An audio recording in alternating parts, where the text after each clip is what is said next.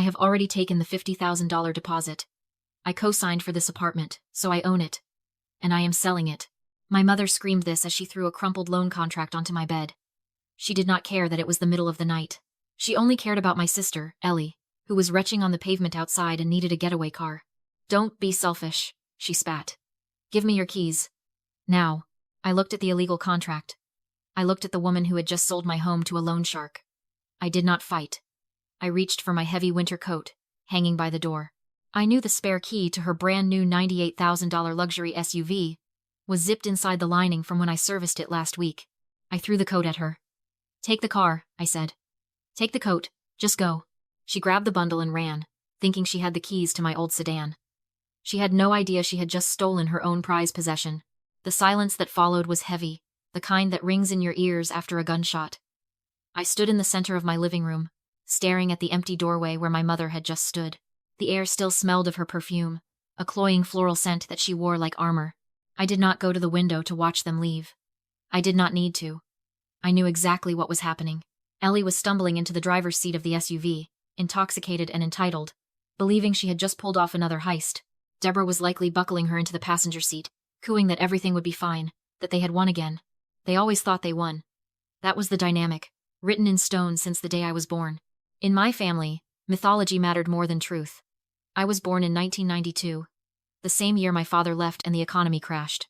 My mother lost her vice president position 3 weeks after her maternity leave ended. She looked at me, a colicky infant in a second-hand crib, and decided I was the bad omen. I was the anchor that dragged her down.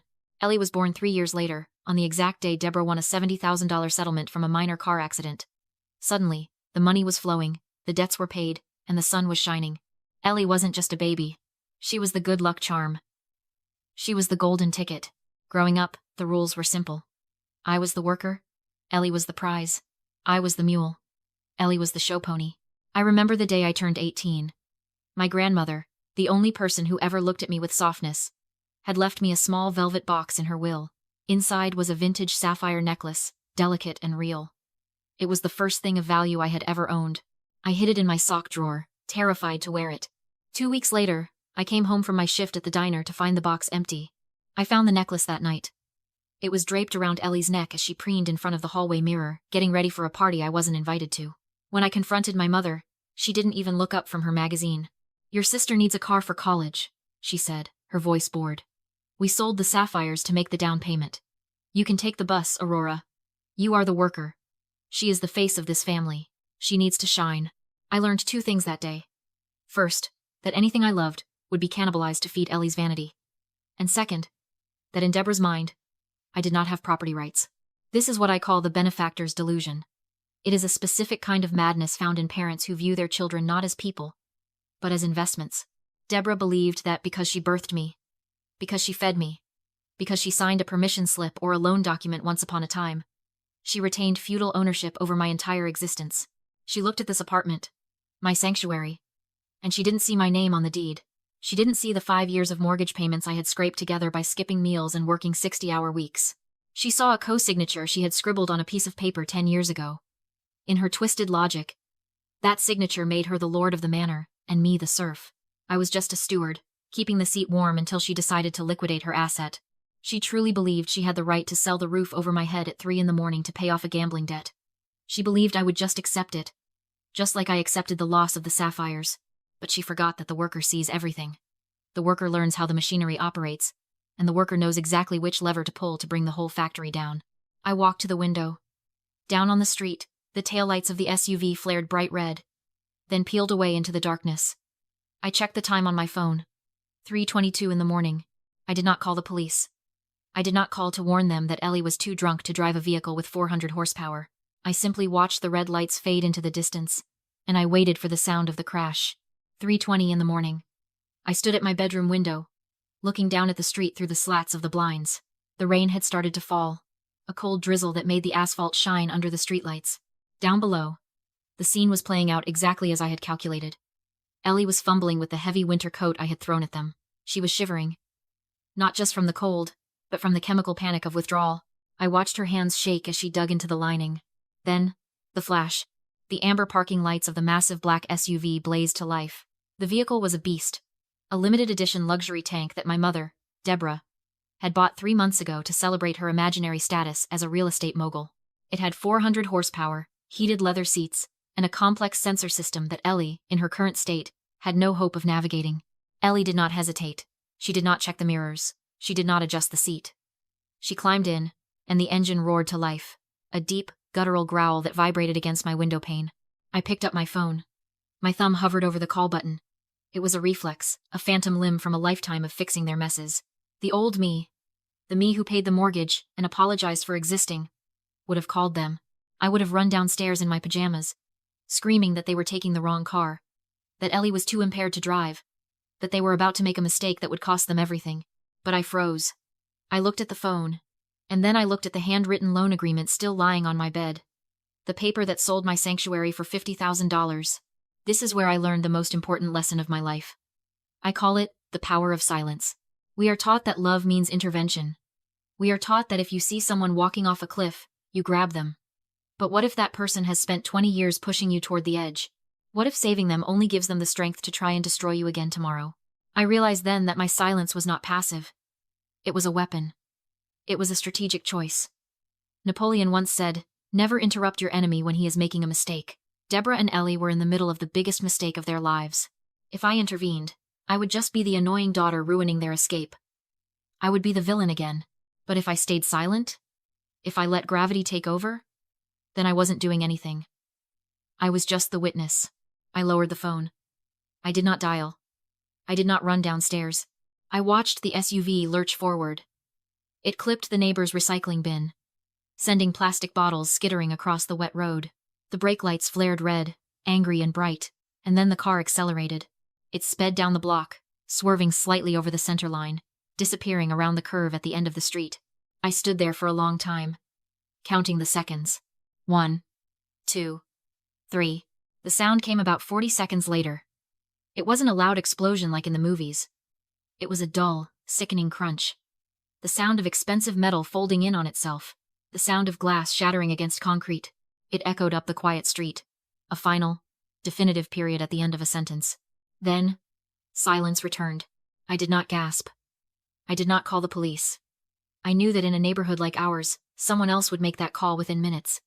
Sirens would be coming. I turned away from the window. I walked back to my bed, picked up the illegal contract my mother had thrown at me, and folded it neatly. I placed it on my nightstand. I climbed back under the covers and closed my eyes. I didn't sleep, of course. The adrenaline was humming in my veins like a live wire, but I lay there, breathing steadily, waiting for the sun to rise on a brand new world, a world where I was no longer the fixer. I was the architect. And the demolition had just begun. The sun rose at 6:14. The light was gray and unforgiving, the kind that exposes every crack in the pavement and every lie told in the dark. My phone buzzed with a notification from the police scanner app I kept for neighborhood alerts. A luxury vehicle had been found abandoned in a drainage ditch 3 miles east. The driver had fled the scene. Hit and run. I poured myself a cup of black coffee and sat down at my desk. It was time to go to work. My mother, Deborah, liked to believe she was a master manipulator, but she had a fatal flaw. She was lazy. She believed that details were beneath her. When she bought that $98,000 SUV, she hadn't bothered to set up the telematics system or the cloud account. She had thrown the manual at me and said, "Fix it." I don't have time for tech support, so I did. I set up the account. I linked it to my email address. I created the password. And because she never asked for it, I never gave it to her. I opened my laptop and logged into the dashboard. The interface loaded instantly. 1 click. And the truth flashed on the screen. I downloaded the interior dashcam footage from the previous night. The video was crisp, high-definition evidence of a felony. On screen, Ellie was slumped in the driver's seat, one hand on the wheel, the other holding a bottle of vodka she must have stolen from Deborah's liquor cabinet. The timestamps matched perfectly. 3:22 a.m. Look at me. Ellie slurred to the empty passenger seat, her eyes glassy. Driving Mom's tank.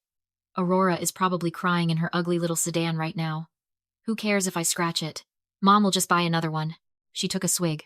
She laughed, a harsh, ugly sound. Then she swerved. The camera shook violently as the car clipped the guardrail, spun, and slammed into the concrete embankment. The airbags deployed in a cloud of white dust. The feed cut to static. Then silence. I saved the file to 3 different hard drives and a cloud server. I named the folder the Boomerang. Deborah thought she was protecting her golden child. She thought she could just hide the car, report it stolen later, and claim the insurance money to pay off the shark. She didn't know that I had a high-definition recording of her favorite daughter committing a DUI and a hit-and-run in her vehicle. But that was just the appetizer. I needed the main course. I walked over to the fireproof safe bolted to the floor of my closet. I spun the dial left, right, left. The heavy steel door swung open. Inside lay a single blue folder. I took it out and laid it on the desk next to the crumpled loan agreement Deborah had thrown at me hours earlier. The contrast was poetic. Deborah's document was a handwritten, illegal mess, scrawled by a desperate woman. My document was a certified quitclaim deed. Notarized, stamped, and filed with the county clerk 6 months ago. Back then, I had told Deborah I needed to refinance the mortgage to lower the monthly payments. I told her it would save her money. She didn't read the fine print. She didn't notice that the new terms required the cosigner to be removed from the title to qualify for the better rate. She just signed where I pointed, eager to get back to her brunch. Arrogant enough to believe her signature on the original loan gave her eternal ownership regardless of what the new deed said. She was wrong. According to the state of Oregon, Deborah Henderson had zero legal claim to this property. She was not an owner. She was not a landlord. She was a stranger who had just accepted $50,000 for a house she did not own. I ran my hand over the raised seal on the deed. It felt like armor. They had spent 20 years telling me I was worthless. They had treated me like a servant, a bank account, a problem to be solved.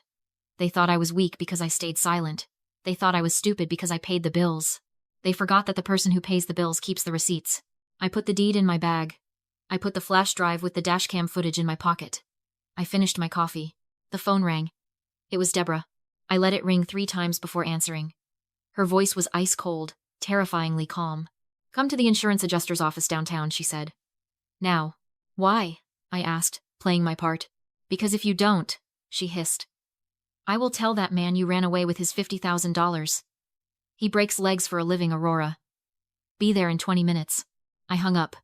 I checked my reflection in the mirror. I looked tired, but I looked sharp. I put on my blazer. I wasn't walking into a trap. I was springing one. I drove downtown with the windows down, letting the cold air sharpen my focus. My mother had chosen the location carefully. The insurance adjuster's office was in a glass and steel tower in the financial district. The kind of place designed to make you feel small. It was neutral ground, or so she thought. To her, it was a stage where she would perform her greatest act. The grieving mother cleaning up her daughter's mess. I parked my sedan 3 blocks away. I checked my reflection in the rearview mirror one last time. I was not wearing the stained hoodie of a victim.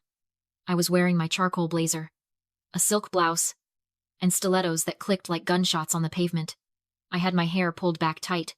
I looked like a woman here to close a deal, not confess to a crime. Deborah was waiting for me in the lobby. She looked flawless in her navy. Big escrow suit, hair set, makeup perfect, but her hands kept clenching at her sides. When she saw me, she scanned my outfit. Disappointed. She wanted a broken scapegoat, not an executive.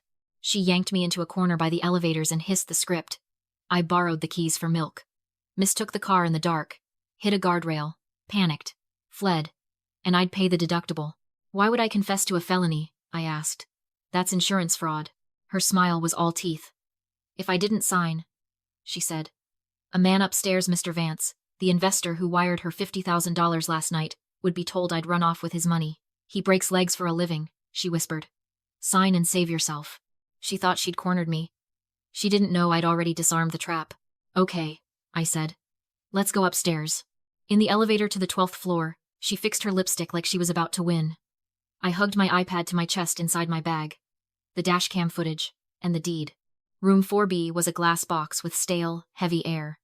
Mr. Henderson, the senior claims adjuster, waited at the head of the table, tired in the way men get after hearing every lie. Mr. Vance sat in the corner, watching Deborah like a pending transfer. Ellie lurked in oversized sunglasses, hungover and small. Henderson slid 1 page across the mahogany. Because Ellie was an excluded driver and because of the crash, the claim only worked if the car was taken without consent by a covered family member. He looked at me. "By you." Deborah picked up the pen. Suddenly calm. "Performing martyrdom." "It breaks my heart," she said, voice trembling on cue. "Aurora took the keys, took the car. I didn't know until it was too late." She stared me down. "Sign, or the shark gets you." I stayed silent long enough for her to commit. She signed Deborah Henderson, dated it, and pushed the affidavit back. The trap snapped. felony insurance fraud, perjury, all for a $98,000 payout. Henderson lifted the paper. And you, Miss Henderson? I do, I said, and set my iPad in the center of the table. My mother is mistaken. I didn't take the car, and neither did she. I pressed play. Ellie's voice blasted from the dashcam drunk, gloating about Mom's tank, sneering that I was probably crying in my ugly little sedan. A bottle clinked. Then the violent swerve, the crunch of impact, and dead silence. I paused it. Henderson's boredom turned into cold focus. Mrs. Henderson. Is that Ellie's voice? The excluded driver? Deborah went ash gray. It's fake, she stammered. Manipulated. It's cloud time stamped, I said. Uploaded at 3:22 a.m. The exact time of the crash. Henderson picked up his phone. Security. Get the police liaison. We have a Code 3 fraud in progress. Vance stood, chair scraping like a threat. Car's dead. I don't care. I want my deed, Deborah. You said the girl would sign the house over today. Deborah spun to him, frantic. Yes, she has it. I co-signed. I own it. She stabbed a finger at me. Give him the papers, Aurora. I slid a blue folder across the table. Read it. Vance scanned the certified quitclaim deed. Deborah's notarized signature from 6 months ago. Removing herself from title. County stamp confirming Aurora Henderson as sole. 100% owner. He looked up, flat-eyed. She isn't on the title. Deborah froze. What? You quitclaimed it when I refinanced, I said. You didn't read it. You have zero legal claim. I leaned in. You took his $50,000 selling property you don't own. That's theft by deception. That's grand larceny, she whispered, broken. But I co-signed. I'm the mother. The math is simple, I said. No car. No house to sell. And you owe him $50,000 you already spent. Less than 4 minutes later, 2 officers entered. Henderson pointed at Deborah and Ellie and used words like felony fraud, grand larceny, flight risk. Ellie screamed when the cuffs clicked. Her tears bought her nothing but a Miranda warning. Vance didn't run. He leaned into Deborah's ear as she was escorted out. House is gone, he murmured. But you still have kidneys. 24 hours. Deborah twisted toward me. Mask gone. Hatred raw. You did this. You're a curse. Aurora. I felt nothing, just a ledger, finally balanced. I didn't ruin you, I said. I just stopped saving you. Enjoy the retirement you earned. I walked out into the cold morning. My phone buzzed. My attorney confirmed the legitimate sale I'd set up 2 weeks ago had closed wire complete. I got in my sedan, drove north toward Seattle. And for the first time in my life, I owed no one a thing. Have you ever had to be the bad guy just to save yourself? Tell me your story in the comments, and if you believe family is about respect, not blood, hit that like button.